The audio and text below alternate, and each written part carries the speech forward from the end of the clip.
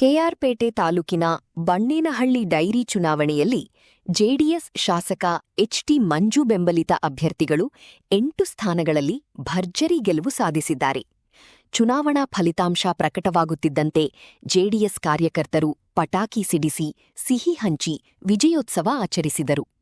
ನೂತನ ನಿರ್ದೇಶಕರು ರೈತಪರ ಹಾಗೂ ಪಾರದರ್ಶಕ ಆಡಳಿತ ನೀಡುವ ಭರವಸೆ ವ್ಯಕ್ತಪಡಿಸಿದರು.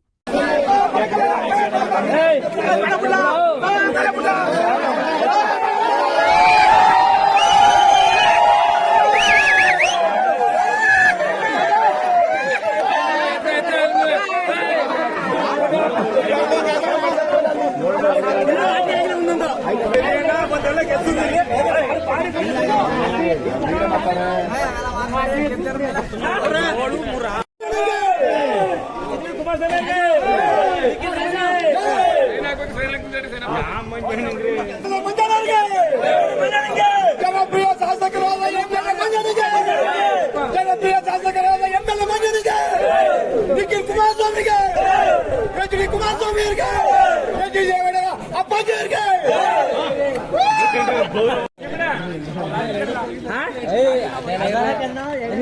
ಅರಳಿ ಮಂಜನಿಗೆ,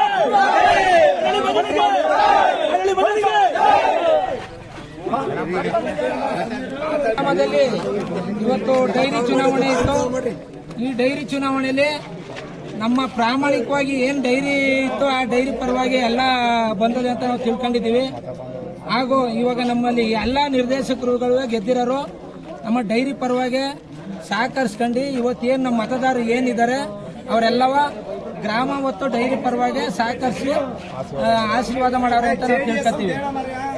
ಇವತ್ತು ಡೈರಿ ಏನು ಇವತ್ತು 8 ಜನ ಗೆದ್ದವ್ರೆ, ಆ ಪರಿಶ್ರಮಕ್ಕೆ ಮಂಜಣ್ಣವರಾದ ಎಂಎಲ್ಎರು ಆದಷ್ಟು ನಮಗೂ ಸಹಕರಿಸಿ ಸ್ಪಂದಿಸಿದ್ದಾರೆ. ಇವತ್ತೇನಾಗದೆ ಅಂದ್ರೆ ಬಣ್ಣೇನಹಳ್ಳಿ ಗ್ರಾಮದಲ್ಲಿ ನಮ್ಮ ಧರ್ಮಕ್ಕೆ ಜಯ ಅಂತ ನಾವು ತಿಳ್ಕೊಂಡಿದ್ದೀವಿ.